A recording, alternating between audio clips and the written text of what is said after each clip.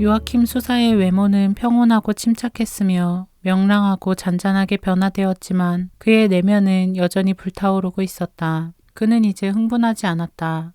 그러나 그는 여전히 정열적이었다. 지금처럼 그의 영혼이 불타올랐던 적은 없었다. 또한 지금처럼 그의 의지가 굳은 결심으로 불타오른 적도 결코 없었다. 그는 그것을 트라피스트 생활에 의해 이룩했던 것이다. 만일 사람이 그것을 단순히 생활로만 본다면 침묵은 고통이며 수도원은 십자가의 책형이고 노동은 고생일 뿐이며 단식과 철야는 괴로운 고문대이다. 그리고 트라피스트 공동체의 생활은 비참한 고생일 뿐이다. 이 세상의 환성은 자주 평온한 그의 영혼을 흔들어 놓았다. 그리고 그것이 트라피스트 생활의 무익함과 어리석음을 떠들어댔으므로 괴로움을 겪었다. 그리고 환성은 계속해서 숭고한 그의 희생이 빛을 잃은 고대의 번제이며 중세로부터 내려오는 쓸모없는 망령을 위한 자살에 지나지 않는다는 것을 주장했다. 세속적인 생각이 그를 엄습하면 모든 것이 덧없는 것처럼 느껴졌다. 트라피스트는 이 세상에 무슨 공헌을 할 수 있단 말인가? 물리적 공헌이라는 오직 하나의 척도로 가치를 재는 이 세상에서 트라피스트는 대체 무엇으로 공적을 드러낼 수 있단 말인가? 요아킴은 미국인이었다. 그는 실로 미국인다운 어째서일까와 무엇 때문에라는 질문에 직면하지 않으면 안 되었던 것이다. 그는 수도 생활을 시작한 지 반년도 되기 전에 자기 자신과 동료들 그리고 뒤에 오는 후배들에게 자신이 가져다 준 선은 무엇인가 하고 자문해 보았다. 자기가 트라피스트 생활을 함으로써 대체 무엇을 이룩할 수 있었는가? 이런 질문은 집요하게 그를 괴롭혔다. 그래서 성령의 감도로 쓰인 복음서를 읽고 많은 생각을 했다. 그는 그리스도의 여러 가지 비유를 읽었다. 그중 달란트 비유에서 큰 감명을 받았다. 겟세마니 수도원은 한 달란트를 묻어두는 곳으로 가장 적당하고 깊은 묘혈이라는 것을 여실히 깨달았다. 또 복음을 읽을 때마다 그리스도께서는 활동적인 생활을 호소하는 것처럼 느껴졌다. 베드로, 요한, 그리고 야고보에게 그분은 말씀하셨다. 오시오. 그러면 나는 당신들을 사람 낚는 어부로 만들겠소. 라고. 그리고 또 그들에게 말씀하셨다. 추수할 것은 많으나 일꾼은 적으니 주인에게 부탁하시오. 추수할 일꾼을 보내달라고. 어느 페이지를 열어보나 활동회로 초대하시는 그리스도를 만나게 된다. 사도들에게는 당신들은 가서 모든 백성들을 가르치시오 라고 하셨다. 부유한 청년에게는 와서 나를 따르라는 초대로 외적 활동에 참여시키려고 하셨던 것이다. 실제적인 지혜와 논리적인 추리를 갖는 세상, 신적인 계시를 담고 있는 복음서, 그리고 요아킴 자신이 지닌 갖가지 본능, 그 모든 것이 그에게 들고 일어나 어째서일까라는 의문을 갖게 했던 것이다. 복음서 어디에선가 자신을 끊어버리고 사람들의 출입이 잦은 장소에서 멀리 격리되어 침묵과 고독 속에서 생활해야 한다라는 가르침을 그는 찾아낼 수 있단 말인가. 요아킴은 종종 망설이면서 이렇게 중얼거렸다. 트라피스트 생활이 거룩한 것일지라도 그것은 분명히 어린이들이 나에게 오는 것을 막지 마시오라든가 또는 너희는 거리에 나가서 아무나 만나는 대로 잔치에 청해오너라 라고 말씀하신 것 같은 그런 성덕은 아니다. 그렇다면 요아킴이 그대로 머물러 있었던 까닭은 무엇일까? 어째서일까라는 집요한 의문에 그는 어떤 방식으로 대답했을까?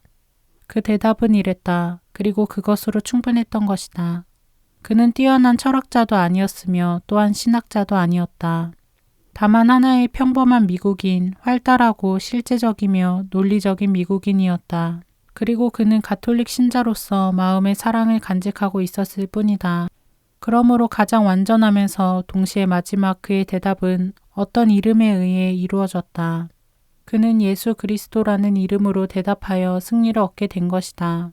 이것이 바로 세상과 악마에 대한 그의 대답으로서 그가 트라피스트 평수사의 생활을 계속해서 살아가야 할 충분하고도 완벽한 이유였다. 요아킴은 트라피스트 생활이란 어떤 것이냐 하는 것보다는 그 자신이 어떤 사람이냐 하는 것이 중요하다는 것을 깊이 깨달았다. 그리고 그 어떤 사람이 바로 예수 그리스도라는 분을 깊이 체험했던 것이다. 그는 자기 자신이 그리스도의 생활 방식을 그대로 따르고 있음을 알았다. 그리스도께서 공생활 중에 장엄한 선포를 하신 것처럼 복음을 선포할 수는 없으나 그분의 순환은 본받고 있다는 것을 알았다. 물론 자신이 그리스도와 동일한 삶을 살고 있는 것은 아니었다. 그러나 다행히도 30년간의 숨은 생활과 십자가의 고통으로 얼룩진 6시간의 생활을 옮기고 있다는 사실을 알았던 것이다. 그 눈에 보이는 결과만을 추구하면서 관상 생활을 어리석고 무익하다고 비난하는 약삭빠른 세상에 대해 요아킴은 예수 그리스도의 이름으로 대답한 것이다. 하느님께서 인간의 몸을 취해 이 땅에 강생하시어 30년간을 드러나지 않게 생활하셨다. 그 후 3년 동안 완고한 사람들을 가르치고 설교하고 기도하고 그리고 기적을 행하고 결국은 십자가에 못 박혀 6시간 동안 매달려 계셨다. 이것이 어리석은가, 무익한가? 요아킴은 세상의 모든 조롱에 예수 그리스도로서 대답했다. 요아킴은 그리스도가 나는 포도나무이며 너희들은 그 가지다 라고 말씀하신 것을 알고 있었다. 요아킴이 들여다본 현세와 현세의 길에는 많은 나뭇가지들이 꺾여 있었으며 어떤 것은 완전히 말라 죽은 것도 있었다. 또한 많은 영혼들이 죄에 깊숙이 빠져 들어가는 것도 보아왔다. 그래서 자신은 잎사귀와 함께 열매를 맺는 나뭇가지이길 바랐던 것이다. 그는 죄 없는 깨끗한 영혼이고 싶었다. 또한 빠지기 쉬운 사회의 악을 알았고 36년 동안 세속 사람들과 함께 살아왔으므로 그들의 추한 점도 알고 있었다. 그래서 믿음이 약해 악마를 몰아내지 못했던 사도들에게 하신 말씀이 트라피스트의 평수사들에게 가르침을 주었다. 그 같은 악령은 오직 기도와 단식에 의해서만 몰아낼 수 있다. 이러한 자신의 투쟁에 의해 많은 영혼을 주님께로 인도할 수 있으리라는 희망을 품었던 것이다. 현세적인 안목에서 볼 때 그의 무익하고 어리석은 생활은 투쟁하는 지상교회의 신자들을 위해서는 갖가지 공로를 쌓으며 단련 중에 있는 교회인 연옥 영혼들에게는 보석과 탄원을 대신해주고 천상교회인 천국의 성인들에는 자기의 활동으로 획득한 공로를 선물로 바치고 있다는 것을 그는 알고 있었다. 그가 만일 이 세상에만 그의 시선을 국한시켰다면 트라피스트 생활에 무익하다고 생각되는 것이 있음을 용인했을지도 모른다.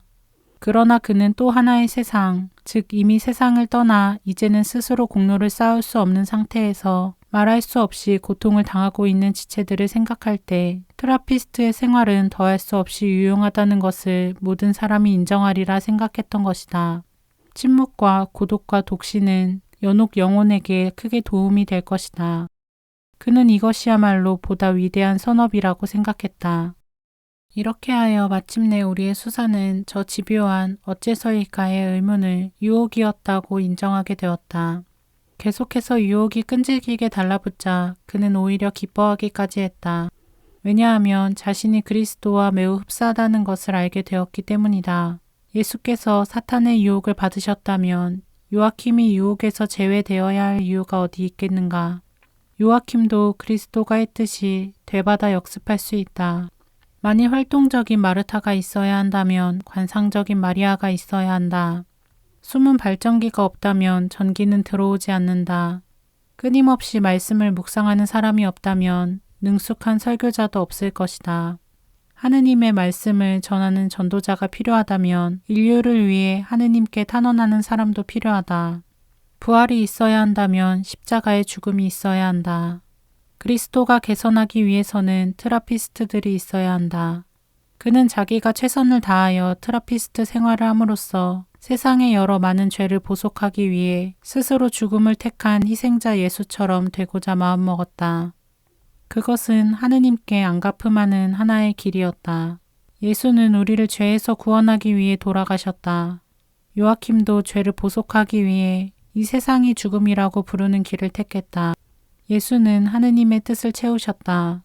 그리하여 죄로 인하여 당연히 주어질 영원한 벌을 없애주셨다. 요아킴도 하느님의 뜻을 채우고 죄에 따르는 벌을 세상에서 없애고자 했다. 유일한 구원자 그리스도를 따라서 요아킴도 또 하나의 작은 구원자가 되려는 것이다. 요아킴은 모든 면에서 정령 그리스도처럼 되려고 했었다. 하느님이 베들레헴의 가난을 참아 받으셨으므로 요아킴도 겟세마니의 가난을 참을 수 있을 것이다. 하느님이 나자렛 마을의 목수가 되셨다면 요아킴도 막일을 하는 노동자가 될 수 있을 것이다. 하느님이 나자렛의 비천한 환경을 사랑하셨다면 수도원 울타리 안에 처지를 사랑할 수 있을 것이다. 하느님이 일에 지쳐 우물 곁에 앉아 계셨다면 요아킴은 남부의 태양 아래서 땀을 흘릴 수 있을 것이다. 하느님이 겟세마니에서 고통을 받으시고 골고타의 언덕에서 돌아가셨다면 요아킴은 침묵과 고독, 속죄와 기도의 단단한 십자가에 자신의 영혼을 대못으로 박아 완전한 트라피스트가 됨으로써 하느님께 안갚음을 하지 않으면 안 된다고 생각했던 것이다. 1907년 요아킴에게 새로운 일이 일어났다. 그는 하느님께 안갚음을 한다는 새로운 길을 즐기게 된 것이다. 그해 가을, 그는 쇠약해지기 시작했다.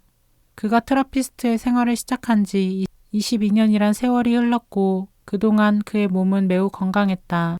하지만 그처럼 열정으로 불타오르던 그의 몸도 이제는 쇠약해지기 시작했다. 브라이트 병이 요아킴을 덮친 것이다. 그는 그것을 알고 매우 기뻐했다. 왜냐하면 하느님께 안갚음을 한다는 싸움을 밀고 나갈 다른 무기를 손에 넣었기 때문이다. 트라피스트의 회칙에는 환자들을 위한 특별한 배려가 명시돼 있다. 병자들은 독방을 가질 수가 있으며 철야와 단식이 면제되고 육식도 가능하다. 그러나 요아킴은 그 같은 특혜를 바라지 않았다. 그는 평소에 모든 규칙을 지킬 수 있도록 해달라고 청했다. 그것만이 그에게 주는 가장 좋은 약이라는 것이다. 59세의 요아킴은 하느님께 안갚음을 하겠다는 뜨거운 사랑 속에 브라이트 병에 걸리기까지 23년간의 엄격한 트라피스트 생활을 통해 빛나는 삶을 이어왔다. 1907년에 가을이 기울어 겨울이 되고 겨울은 1908년 봄으로 바뀌어졌다. 요아킴은 자기의 나이를 느끼고 자기의 병을 느끼고 자기의 괴로운 생활을 느꼈다.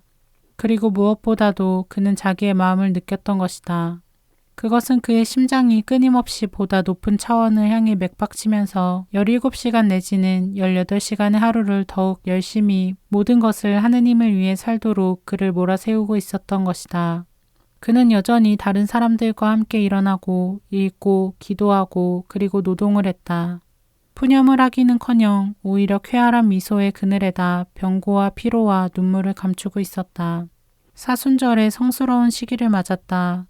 병고에 시달리고 있던 그는 그것을 무사히 넘기고 싶었다. 그의 기도와 그의 속죄와 더불어 하루 한 번의 식사로서 젊은 사람들과 어깨를 나란히 하여 일하고 싶었다. 이제까지 지내온 22회의 사순절처럼 이 사순절도 고통당하시는 분 곁에서 되도록 일치해서 지내고 싶었다. 요아킴은 모든 것을 주신 그분을 본받아 자기의 모든 것을 바치고 싶었다. 요아킴에게 있어 예수님을 위해 무언가 특별한 희생을 바치지 않은 날은 헛되이 보내진 하루이며 완전히 잃어버린 하루가 될 정도로 그에게 있어 예수는 중요한 자리를 차지하고 있었다. 그러므로 사랑으로 가득 채워진 남부인에게 사순절이 영광의 시간처럼 조용히 다가왔을 때 그는 남부의 불로써 그것을 태우기 시작했다. 그는 예수께 보여주겠다고 결심했다. 그는 겨우 수주일간을 실천에 옮겼다. 순환주일 직전에 장상들은 그의 화산이 곧 폭발하려는 것을 눈치챘다. 그의 기분을 상하게 한다는 것을 알고 있었지만 장상들은 정지시켜야겠다고 생각했다. 그리고 요아킴에게 병실로 가서 눕도록 명했던 것이다. 존 그린 한닝은 자기의 계획이 이처럼 무참히 뒤집어졌으므로 격심한 반발을 느꼈으나 곧 몸을 똑바로 세웠다. 그리고 심호흡을 했다. 턱을 조금 안으로 당기고 나서 밝게 웃으면서 거역할 수 없는 자기의 장상에게 감사의 뜻을 표한 다음 자기의 침대로 갔다. 그것으로 노인은 상처를 입었으나 그 상처조차도 기쁨으로 바꾸었다. 그리고 독방을 배정받았을 때는 자기 자신에게 소리 없이 웃었다. 이제야말로 정말 안갚음을 해주겠다라고 말하면서 묘지, 보호수용소, 병원 등 세상에는 쓸쓸한 장소가 많이 있다. 그러나 세상의 수많은 장소 중에서 가장 외로운 곳이 있다면 그곳은 바로 트라피스트의 병실이리라. 이렇게 말하면 어떤 사람은 놀랄지도 모른다. 전 생활을 침묵과 고독 속에 보내는 사람들이 새삼스럽게 외로운 마음이 들겠는가 하고 말이다. 그러나 그러한 놀라움과 불가사의는 트라피스트 생활에 대한 이해가 부족하기 때문이다. 트라피스트는 절대적인 침묵 속에서 생활한다. 그것은 사실이다. 그러나 트라피스트는 수도원에서 공동생활을 하고 있다. 그들의 눈은 말하고 몸은 움직인다. 그들은 활발하고 정력에 넘쳐 있다. 그들은 함께 일하고 함께 먹고 함께 기도한다. 트라피스트는 은수자가 아니다. 독수자도 아니다. 트라피스트는 자기와 같은 정신을 가진 친밀한 사람들과 끊임없이 친교를 맺고 있다. 때문에 공동체와 모든 수업에서 벗어나 동료 수사들과의 접촉이 전혀 없는 병실로 보내졌을 때 비로소 트라피스트 수사는 자기가 두려워하고 있던 외로움을 알게 되는 것이다. 요아킴은 침대에 누워 있으라는 명령을 받았을 때 예수님을 보았다. 그리고 골고타에서 하느님이 외톨이였듯이 자기도 외톨이라는 것을 깨달았다. 그는 소리 없이 웃으며 말했다. 지금이야말로 정말 안갚음을 해줄 테다. 30일 동안 요아킴은 병실에만 틀어박혀 있었다. 그 30일 동안 예수님과 성모님과 함께 쓸쓸한 방의 침묵 속에서 살아온 것이다. 그는 자기에게 주어진 십자가의 길을 걸으면서 로사리오를 굴렸다. 그리스도가 사도들이 없는 겟세마니와 골고타를 외롭게 생각하셨듯이 그도 함께하는 동료가 없었으므로 외로웠다. 그래도 그의 입가에는 즐거운 미소가 언제나 감돌았다. 성모 마리아가 골고타에서 그리스도와 함께 계셨듯이 그의 길에 계셨다. 그러나 성모 마리아는 슬픔의 성모가 아니었다. 오히려 그에게 기쁨의 근원이 되어주셨다. 트라피스트는 죽음을 두려워하지 않는다. 어째서일까? 그에게 있어 그것은 종말이 아니라 진정한 의미의 생의 시작이며 하느님께로 가는 문이기 때문이다. 죽음의 초대는 왕 중의 왕이며 형제 중의 형제이신 분의 집으로 돌아가라는 명령임을 잘 알고 있다. 왜 그는 죽음을 두려워하지 않는가? 그는 하느님 한 분만을 위해 살아왔으며 그러한 그를 죽음은 하느님께로 돌려보내기 때문이다. 트라피스트 수사에게 있어 죽음은 암흑의 세계가 아니다. 그것은 여명이다. 사람들은 말한다. 엄격한 생활은 평안한 죽음을 가져온다고. 그렇다면 요아킴은 매우 엄격한 생활을 했음에 틀림이 없다. 왜냐하면 그는 매우 평안하게 죽었기 때문이다. 1908년 4월 30일 그는 영원한 집에 들어갔다. 그의 평화로운 임종을 지켜본 사제는 즐거운 듯한 미소까지 느낄 수 있었다.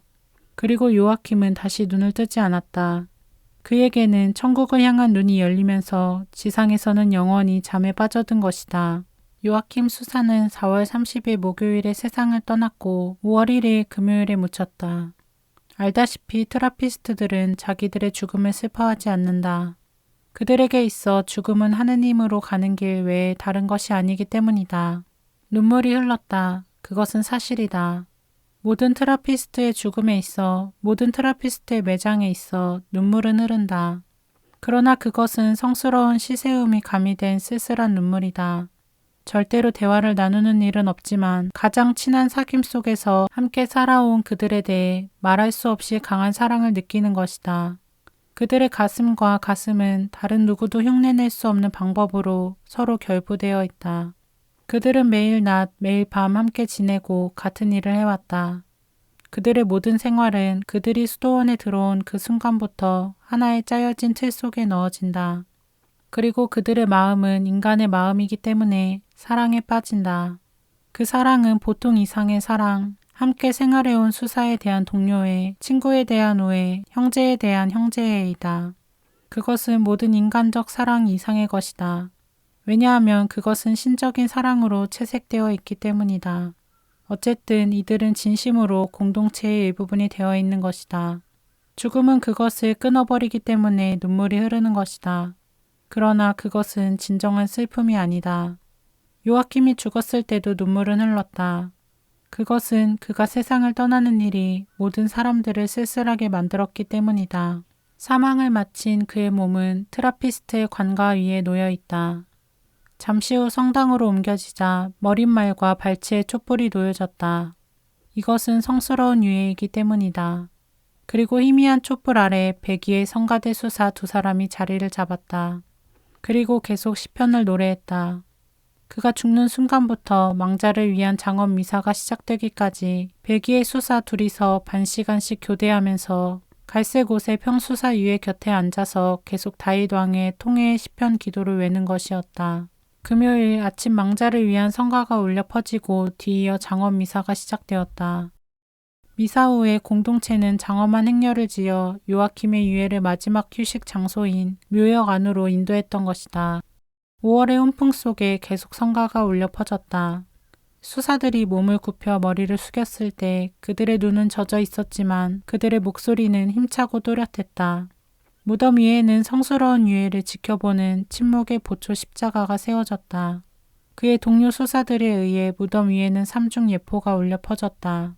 그러나 그것은 사람들의 목에서 울려 퍼진 것으로 그들은 3번 되풀이해서 주여 불쌍히 여기소서 하는 노래에 그들의 진심을 담은 것이다. 메아리는 5월의 미풍 속으로 사라져갔다. 마지막 삽의 흙이 축축한 봉분 위에 떨어졌다. 그리고 모든 것은 끝난 것처럼 보였다. 그러나 그렇지 않았다. 요아킴은 그분께 안갚음을 했다. 이제야말로 하느님의 차례였던 것이다. 외부로부터 한 통의 편지가 온 것은 그로부터 2달이 지난 후였다. 그것은 요아킴이 겟세마니 대학의 학생감이며 수도원의 주방장이었을 때 그를 만난 적이 있는 일반 신자이며 이평수사의 장난기 어린 눈에서 빛나는 성성과 하느님에 대한 사랑을 보았던 사람이 보낸 편지였다. 그 편지는 그의 죽음을 듣고 요아킴 수사의 영혼을 위해서가 아니라 메리 요아킴 수사를 향해 기도를 시작한 사람으로 우리의 수사를 기념하기 위해 9일 기도를 했다는 것과 그 9일 기도에 9일째 되는 날 하늘이 대답을 주었다는 것을 알리는 편지였다. 하느님은 요아킴에게 안갚음을 하고 계셨던 것이다. 그러나 그것은 시작에 불과했다. 하느님은 지금도 요아킴에게 안갚음을 하고 계시다. 우리의 수사가 미소를 머금은 채 영원한 잠에 빠져들고부터 100년이란 세월이 흘렀다. 그리고 그 100년을 통하여 수도원 안팎의 사람들은 영웅이 된 미국인 트라피스트에게 기도했고 그리고 실망을 맛본 적은 아직 한 번도 없다.